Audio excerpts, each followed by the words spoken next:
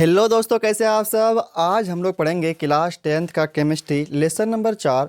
Chapter का नाम था कार्बन एवं उसके यौगिक। इसको हम लोग शुरुआत कर चुके थे, इंट्रोडक्शन देख लिए थे और 2 क्लास आपका हो भी चुका है। अगर आप उन वीडियो को नहीं देखे हैं तो हम कमेंट बॉक्स में लिंक डाल देंगे, वहाँ से भी आप उनको देख सकते हैं और डिस्क्रिप्शन में भी लिंक डाल देंगे, वहाँ से भी आप उनको देख सकते हैं। तो चलिए आज इस वीडियो को हम लोग शुरुआत करते हैं। देखिए यहाँ पे लिख चुके हैं केमिस्ट्री है, ये क्लास 10th का है, लेसन नंबर 4 है और ये रहा व्हाट्सअप नंबर। ये इसीलिए है ताकि अगर आपको कहीं पे दिक्कत हो तो आप इस नंबर पर व्हाट्सअप करके पूछ सकते हैं, या तो आप कमेंट बॉक्स में भी क्वेश्चन डाल सकते हैं, वहाँ से आपको आंसर उसका मिल जाएगा। ठीक है, तो चलिए शुरुआत करते हैं इसको। देखिए, आपको पिछले क्लास में हम बताए थे कि कार्बन के अप्रूप के बारे में। किसके बारे में? कार्बन के अप्रूप के बारे में। आपको 3 कार्बन का अप्रूप बताए थे हम। नाम क्या था कार्बन के अप्रूप का? नाम कार्बन के अप्रूप। पहला बताए थे आपको कि हीरा। पहला क्या बताए थे? हीरा। इंग्लिश में इसको हम लोग डायमंड कहते हैं। ठीक। दूसरा ग्रेफाइट। ग्रेफाइट को ग्रेफाइट ही कहते हैं। और तीसरा बताए थे आपको फुलेरिन।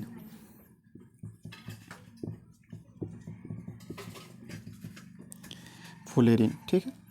फुलेरिन को भी फुलेरिन ही कहते हैं, फुलेरिन।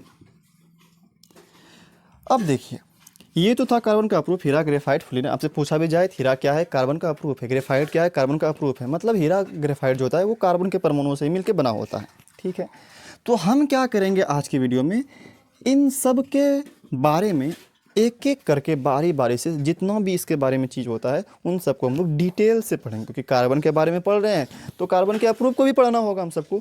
तो चलिए इसको हम लोग शुरुआत करते हैं। सबसे पहले हम लोग हीरा के बारे में पढ़ते हैं, डायमंड के बारे में पढ़ते हैं। ठीक है, इन दोनों को ही पढ़ेंगे लेकिन अगले वीडियो में। आज का वीडियो जो होगा सिर्फ वो हीरा के बारे में ही होगा, मतलब डायमंड के बारे में होगा। सबसे पहले बोला जब बताइए हीरा का संरचना बनाइए, कैसे होता है हीरा का संरचना। तो यहाँ पे हम बना चुके हैं डायमंड हीरा की संरचना।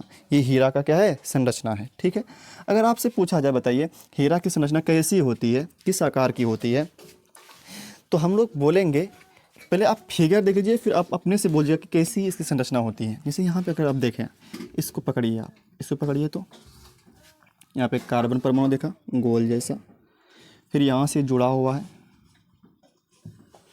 नीचे आया, फिर ये यहाँ से यहाँ आया। ठीक है, फिर ये इधर गया है। ठीक, और फिर यहाँ कैसे हुआ है, फिर यहाँ से ऊपर भी गया है ना। ठीक है, फिर ऐसे यहाँ पे आया है, फिर ये ऐसे। मतलब अगर आप ध्यान दीजिएगा यहाँ पे, तो अगर हाँ ऐसा नहीं कि ये यहीं पे ख़त्म हो गया, ये ऊपर भी जिस तरह यहाँ पे इसे एक 4 से यहाँ पे जुड़ा रहता है, यहाँ पे 4 से एक 4 से जुड़ा रहता है। यहाँ पे देखिए एक 3 हो गया, 1 2 3 और यहाँ पे एक 4। मतलब जो होता है इसमें एक कार्बन परमाणु 4 कार्बन परमाणु से जुड़ा हुआ रहता है। ठीक, ये होता है इसका संरचना। एक कार्बन परमाणु बीच में रहेगा और 4 ठोर जुड़ा रहेगा, 1 2 3 और 4। जैसे यहाँ पे आप देख सकते हैं कि 1 2 3 यहाँ पे है और एक ऊपर में बना रहेगा। कैसा बना रहेगा? ये ऊपर में, ये 4 से जुड़ा हुआ रहता है। कितने जुड़ा हुआ रहता है? ये 4 से जुड़ा हुआ रहता है। जैसे यहाँ पे भी देख सकते हैं आप, इसमें अगर देखिएगा तो यहाँ पे 1 2 और यहाँ पे 3 हो गया और ये ऊपर इसमें जुड़ा हुआ है 4 हो गया। ये मतलब एक कार्बन परमाणु 4 कार्बन परमाणु से जुड़ा हुआ रहता है। ठीक है, अच्छा 4 से अगर जुड़ा हुआ है तो ये रहता कैसे, अगर हमको दिखा देते हैं। देखिए चारों जो रहता है, एक जो होता है वो बीच में रहता है। जैसे यहाँ पे अगर इसको हम देखें, इष्टो को देखिए, इष्टो को, ये रहता है बीच में। क्या रहता है? ये बीच में। और 4 ठो जो बचा ये रहता है साइड साइड में, ऐसे ऐसे ऐसे और ऐसे। 4 ठो ऐसे रहता है, एक बीच में और एक इधर इधर और एक इधर और एक इधर। 4 ठो ऐसे हो गया, ये 5 हो गया मिला करके। इसमें 5 होगा, एक इधर ऊपर में और 1 2 3 4, 4 साइड में, तो 4 1 5 हो गया। तो एक कहाँ कहाँ बोले, एक यहाँ पे, यहाँ, एक यहाँ, एक यहाँ और एक यहाँ। तो अगर आप पाँचों को मिलाइएगा तो कैसे बनेगा? इसको से पहले मिलाइए, तो इस बीच वाले को यहाँ से पहले मिलाइए, एक, फिर यहाँ पे दूसरा, फिर ये हो गया। तो कैसा फलक बना? एक फलक बन गया, त्रिकोणीय फलक बना। फिर यहाँ देखिए तो इसको मिलाइए, फिर यहाँ से मिलाइए, ये दूसरा फलक हो गया। ठीक है, अब इसको मिलाइए इससे, फिर यहाँ से, फिर यहाँ से, ये तीसरा फलक हो गया। फिर इसको मिलाइए ऐसे, फिर ऐसे, फिर ऐसे, कितना फलक हो गया? 4 फलक हो गया। मतलब अच्छा एक फलक कैसा है? त्रिभुज आकार का है। जैसे यहाँ से मिला इसको, फिर इसको त्रिभुजाकार फलक बना, ठीक है। और ये त्रिभुजाकार फलक कितना बना? 4 बना। तो इसीलिए कहते हैं इसको हम लोग चतुष्फलक। क्या कहते हैं इसको हम लोग? चतुष्फलक ये कहते हैं। मतलब क्या?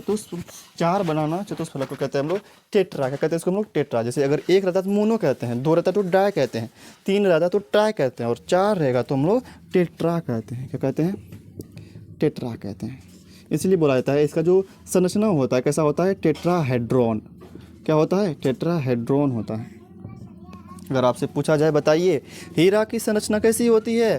टेट्राहेड्रॉन होती है। क्या होती है? टेट्राहेड्रॉन होती है। क्यों टेट्राहेड्रॉन बोले? कि हम देखें यहाँ पे 4 फलक बना, एक इस साइड, एक इस साइड, एक इस साइड और एक इस साइड, 4 फलक बना था, इसीलिए क्या होता है? ये टेट्राहेड्रॉन कहते हैं। अच्छा बताइए 4 फलक जो बना, ये एक फलक कैसा था? 3 आयाम वाला, मतलब 3 त्रिभुजाकार था, नहीं था? त्रिभुजाकार था। इसीलिए बोला भी जाता है कि ये जो टेट्राहेड्रॉन, हीरा में जो टेट्राहेड्रॉन व्यवस्था जो होता है ना, इसके कारण जो 3 आयामी सुदृढ़ संरचना जो बना, इसके वजह से हीरा काफ़ी कठोर भी होता है। क्या होता है? हीरा काफ़ी कठोर भी होता है। मतलब क्या? जो भी आपको दिखाए कि एक यहाँ पे था, एक यहाँ पे, फिर एक यहाँ पे, फिर एक यहाँ पे, फिर एक यहाँ पे, तो ये 3 आयामी जो बना था, 3 आयामी सुदृढ़ संरचना।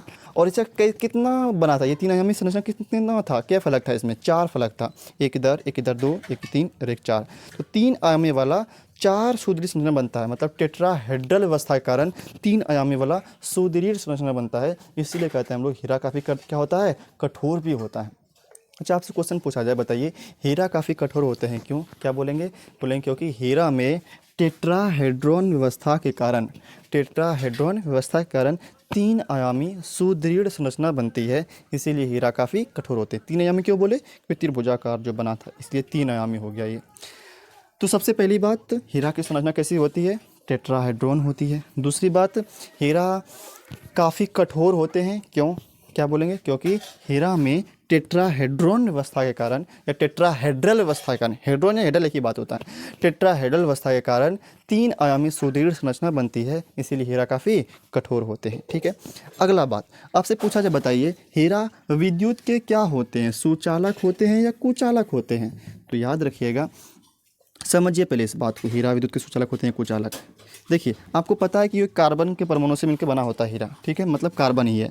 तो इलेक्ट्रॉन बताइए, तो पहला कक्षा में 2 इलेक्ट्रॉन घूमता है और दूसरा में 4 इलेक्ट्रॉन घूमता है, ठीक है। अस्थायी न्यूक्लियस कितना चाहिए इसको? 4 चाहिए, ठीक है भाई। देखिए किससे जुड़ा हुआ है ये किससे जुड़ा हुआ है? 5 हो गया। एक किससे जुड़ा हुआ है? ये 6 इलेक्ट्रॉन हो गया। और इससे जुड़ा हुआ है 7 हो गया, और इससे जुड़ा हुआ है 8 हो गया, अंतिम में 8 हो गया। क्या बोले फिर समझिए, अस्थायी होने के लिए कितना चाहिए इलेक्ट्रॉन? 8 चाहिए, ठीक है।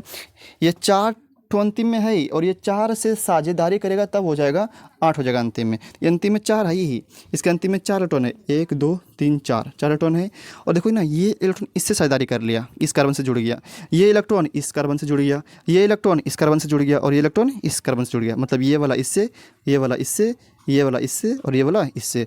मतलब इसमें जो 4 इलेक्ट्रॉन था अंतिम में, 4 इलेक्ट्रॉन जो था, ये चारों इलेक्ट्रॉन सब से जुड़ गया, इससे जुड़ गया एक ठो, इससे जुड़ गया एक ठो, इससे जुड़ गया, इससे जुड़ गया, मतलब चारों इलेक्ट्रॉन चारों ठो से जुड़ गया। तो बताइए क्या इसके पास एक भी इलेक्ट्रॉन बचा? नहीं बचा। 4 इलेक्ट्रॉन अंतिम में था ही, चारों जुड़ गया। कैसे जुड़ा? एक इसके पास था, यहाँ पे 4 दे देते हैं, 4 दे दिए, ठीक है। अंतिम में 4 था, 4 देती है। तो ये इलेक्ट्रॉन इससे जुड़ गया, ये इलेक्ट्रॉन इससे जुड़ गया, ये इलेक्ट्रॉन इस ठोस जुड़ गया, ये इलेक्ट्रॉन इससे जुड़ गया। तो चारों इलेक्ट्रॉन क्या हुआ? साझेदारी कर लिया चारों कार्बन परमाणु से। मतलब क्या? अच्छा बताइए, अगर चारों जुड़ ही गया तो क्या इसके पास अंतिम में एक भी बचा इलेक्ट्रॉन? नहीं। और अगर इलेक्ट्रॉन नहीं बचा तो वो बहेगा नहीं। इलेक्ट्रॉन को हम लोग आवेश भी कहते हैं। अगर इलेक्ट्रॉन नहीं बचा तो आवेश नहीं बचा, और वो बहेगा नहीं। और आवेश अगर नहीं बहेगा तो धारा भी नहीं बहेगा, क्योंकि आवेश के प्रवाह के दर को ही हम लोग धारा कहते हैं। अगर आवेश ही नहीं बहेगा तो धारा भी नहीं होगा। अच्छा आवेश का मतलब क्या? इलेक्ट्रॉन। आवेश का मतलब क्या? इलेक्ट्रॉन। अगर इलेक्ट्रॉन है ही नहीं तो ये बहेगा नहीं, और बहेगा नहीं मतलब आवेश नहीं बहा, और आवेश नहीं बहेगा तो धारा भी नहीं होगा, क्योंकि हम लोग आवेश के प्रवाह के दर को ही धारा कहते हैं। अगर आवेश बहता है उसी को हम लोग धारा कहते हैं, लेकिन यहाँ पे आवेश है ही नहीं, इलेक्ट्रॉन है ही नहीं, तो बहेगा ही नहीं। इसीलिए ये क्या होते हैं? विद्युत के कुचालक होते हैं, क्योंकि इसमें धारा बहेगा ही नहीं। क्यों नहीं बहेगा? क्योंकि इसके पास इलेक्ट्रॉन, मुक्त इलेक्ट्रॉन है ही नहीं, और इलेक्ट्रॉन नहीं है तो बहेगा नहीं। इलेक्ट्रॉन का नहीं बहना, मतलब आवेश का नहीं बहना। और अगर आवेश नहीं बहा तो धारा नहीं बहा, और धारा नहीं बहा तो इसी को कहते हैं हम विद्युत का कुचालक। क्या कहते हैं इसको हम लोग? विद्युत का कुचालक। तो आपको 3 बात यहाँ पे बताएं। सबसे पहली बात क्या बताएं? टेट्राहेड्रॉन। क्या बताएं? टेट्राहेड्रॉन मतलब क्या? हीरा की संरचना कैसी होती है? टेट्राहेड्रॉन होती है। कैसी होती है? टेट्रा। यहाँ पे हम बना दिए हीरा का संरचना, यही है हीरा का संरचना, ठीक है। दूसरी बात क्या बताए कि हीरा काफ़ी कठोर होते हैं, क्यों? क्या होगा इसका आंसर? क्योंकि हीरा में टेट्राहेड्रल अवस्था के कारण, हीरा में टेट्राहेड्रल अवस्था के कारण 3 आयामी सुदृढ़ संरचना बनती है। टेट्राहेड्रल, टेट्राहेड्रल, टेट्राहेड्रॉन बोलिए, हेड्रल बोलिए, एक ही बात है। टेट्राहेड्रल अवस्था के कारण, क्योंकि हीरा में टेट्राहेड्रल अवस्था के कारण 3 आयामी सुदृढ़ संरचना बनता है, इसीलिए हीरा काफ़ी कठोर होते हैं। अगला क्वेश्चन क्या था? हीरा विद्युत के कुचालक होते हैं, क्यों? क्या बोलेंगे? बोलेंगे क्योंकि हीरा में कार्बन की चारों संयुक्ताएं संतुष्ट रहती है, अर्थात एक भी इलेक्ट्रॉन घूमने के लिए स्वतंत्र नहीं रहता है, इसीलिए हीरा विद्युत के कुचालक होते हैं, ठीक है। तो इसी को क्या करते हैं हम लोग? लिख देते हैं भाषा बना करके। पहले संरचना बनाना होगा आपको, ठीक है, उसके बाद क्वेश्चन सर हम लिखा देते हैं भैया। 2 मिनट लगेगा, तुरंत हो जाएगा सब। देखिए जो जो भी बात आपको बताए वही क्वेश्चन बना के लिख चुके हैं। क्या लिखे? सबसे पहला क्वेश्चन, हीरा की संरचना कैसी होती है? तो टेट्राहेड्रॉन होती है। कैसा होती है? टेट्राहेड्रॉन। जो आपको बताए कि यहाँ पे कार्बन था, यहाँ पे था, यहाँ पे था, फिर यहाँ पे था, फिर यहाँ पे। अगर आप इसको मिलाइएगा, ऐसे ऐसे मिलाइएगा, 1 फलक, फिर यहाँ से 2 फलक, फिर ऐसे ऐसे मिलाइएगा 3 फलक, फिर ऐसे ऐसे आएगा तो 4 फलक हो जाएगा। मतलब 4 को बोलते हैं टेट्रा, इसलिए टेट्राहेड्रॉन। कैसे होती है ये? टेट्राहेड्रॉन होती है, ठीक। ये तो हो गया।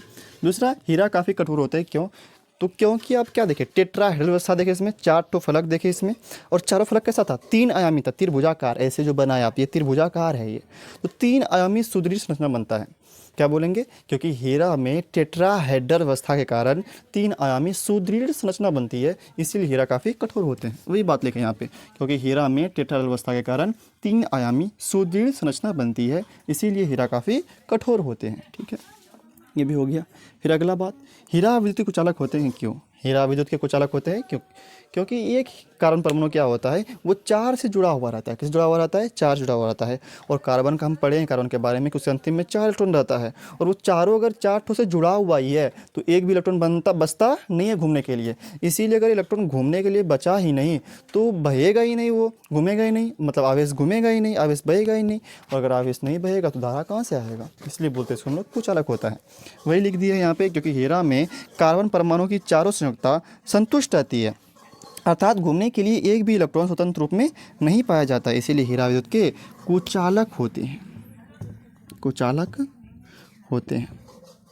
ये था 3 क्वेश्चन, और ये रहा आपका हीरा का संरचना, ठीक है। तो इसके बाद जो हम लोग पढ़ेंगे वो पढ़ेंगे ग्रेफाइट के बारे में। ग्रेफाइट का संरचना देखेंगे, फिर देखेंगे ग्रेफाइट क्या होते हैं, किस संरचना कैसी होती है, ग्रेफाइट कठोर होते हैं या नहीं होते हैं वो देखेंगे। फिर देखेंगे ग्रेफाइट विद्युत का सुचालक होता है या कुचालक होता है, उन सब पे हम लोग चर्चा करेंगे। फिर फुलेरिन के ऊपर आएंगे, ठीक है। तो आज रहते हैं हम यहीं तक, फिर मिलेंगे हम लोग इसके बाद अगली वीडियो में। और अगर आपको वीडियो ज़रा से पसंद आया हो तो वीडियो को लाइक करिए, चैनल को सब्सक्राइब कर दीजिए।